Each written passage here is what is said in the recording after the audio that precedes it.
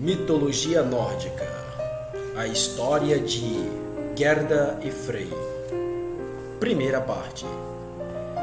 Frey, irmão de Freya, era o mais poderoso dos deuses Vanir. Ele era belo e nobre, um guerreiro e um amante, mas sentia falta de algo na vida e não sabia do que. Os mortais de Midgard reverenciavam Frey. Ele controlava as estações, diziam. Frey tornava os campos férteis e trazia a vida ao solo morto. As pessoas cultuavam Frey e o amavam, mas isso não preenchia o vazio que ele tinha dentro de si.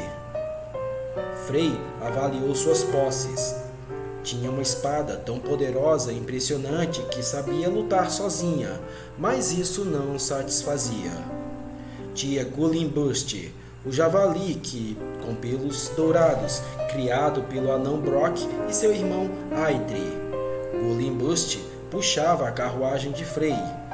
Podia correr pelo ar e sobre a água, mais rápido que qualquer cavalo, e corria mesmo na mais escura das noites, pois seu pelo dourado tinha um brilho intenso, mas Gullinburst não o satisfazia.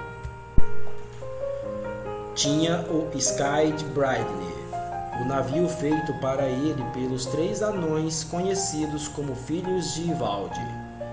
Não era o maior navio que existia. Esse era o Naglfar, o navio dos mortos, feito das unhas não cortadas dos falecidos. Mas havia espaço para todos os Aesi a bordo. Quando as velas de Skidbladnir eram defraudadas, os ventos eram sempre bons e o navio sempre chegava ao seu destino. Embora fosse o segundo maior navio que já existiu e pudesse receber todos os Aesi, Skidbladnir podia ser dobrado como se fosse feito de tecido e guardado na bolsa. Era o melhor de todos os navios, mas Skidbladnir não o satisfazia. Era dono da residência mais elegante que havia, pois depois de Asgard, Alfheim, o lar dos Elfos da Luz, onde ele era sempre bem recebido e reconhecido como o Senhor Supremo. Não havia lugar como Alfheim, mas ainda assim isso não o satisfazia. O servo de Frey, Skirnir, era um elfo da luz. Era o melhor dos criados, com sábios conselhos e rosto belo. Frey ordenou que Skirnir atrelasse Gullinburst e os dois partiram para Asgard. Quando chegaram, foram até Valhalla, o grande salão dos mortos de Odin. Em Valhalla viviam os Einherjar, ou os que lutam sozinhos, todos aqueles que tinham tido mortes honrosas em batalha desde o início dos tempos. Suas almas são levadas dos campos de batalha pelas valquírias, guerreiras encarregadas por Odin da tarefa de levar as almas para a recompensa derradeira. Deve haver muitos deles, comentou Skirnir, que nunca tinha ido lá. Sim, respondeu Frey, mas há muito mais por vir, e mais ainda serão necessários quando enfrentarmos o grande lobo. Ouviram sons de batalha ao se aproximarem dos campos em torno de Valhalla. O barulho de metal atingindo metal, o ruído surdo de metal perfurando a carne. Enquanto assistiam, viram guerreiros poderosos de todas as eras e lugares em batalha, todos com rivais à altura e usando equipamentos de guerra, cada um dando o máximo de si na luta. Em pouco tempo, metade dos homens jazia morto na grama. "Basta!" exclamou uma voz. "A batalha acabou por hoje." Com isso, os que ainda estavam de pé ajudaram os mortos a deixar o pátio.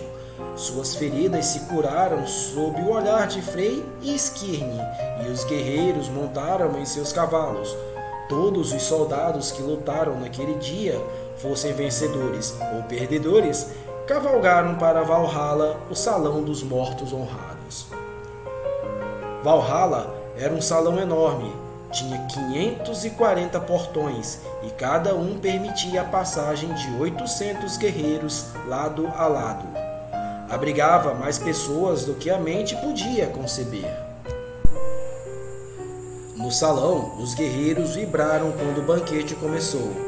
Comiam carne de javali servida de um caldeirão enorme.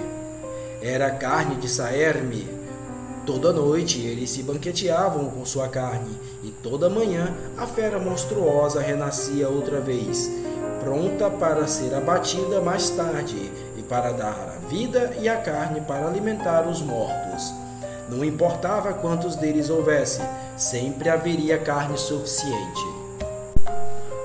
Os soldados se serviram de hidromel.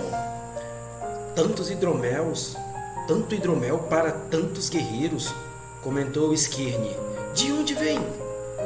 Vem de uma cabra chamada Heidrun, explicou Frey. Ela vive no alto de Valhalla e come as folhas da árvore chamada Lerad, que é como chamamos a raiz de Yggdrasil, a árvore do mundo. De suas tetas flui o melhor hidromel que existe. Sempre haverá o suficiente para todos os guerreiros. Os dois caminharam até a mesa alta a qual Odin estava sentado. O pai de todos tinha uma tigela de carne diante de si, mas não comia. Espetava um pedaço com a faca de vez em quando e o jogava no chão, para um de seus lobos, Jerry e Freck. 2 corvos estavam empoleirados em seus ombros e ele dava nacos de carne para as árvores também, enquanto os animais lhe sussurravam sobre coisas que aconteciam longe dali. Ele não está comendo, sussurrou Skirne. Ele não precisa, respondeu Frey. Ele bebe. Só precisa de vinho, nada mais. Vamos, terminamos por aqui. Por que viemos aqui, milord? Perguntou Skirne, enquanto saíam por um dos 540 portões de Valhalla. Porque queria me certificar de que Odin estava aqui em Valhalla com seus guerreiros, e não no próprio salão, sentado em Lindiskalf, o ponto de observação. Eles entraram no salão de Odin. Espere aqui, ordenou Frey. Frey entrou sozinho no salão de Odin e se sentou em Lindiskalf, o trono de onde Odin podia ver tudo o que acontecia nos 9 mundos. Frey olhou para os mundos, olhou para o sol, o leste e o oeste, e não viu o que estava procurando. Então olhou para o norte e viu o que faltava em sua vida. Skirne estava de pé, perto da porta, quando Frey deixou o salão. No rosto do mestre havia uma expressão que o servo nunca tinha visto, e Skirne ficou com medo. Eles deixaram o lugar sem conversar.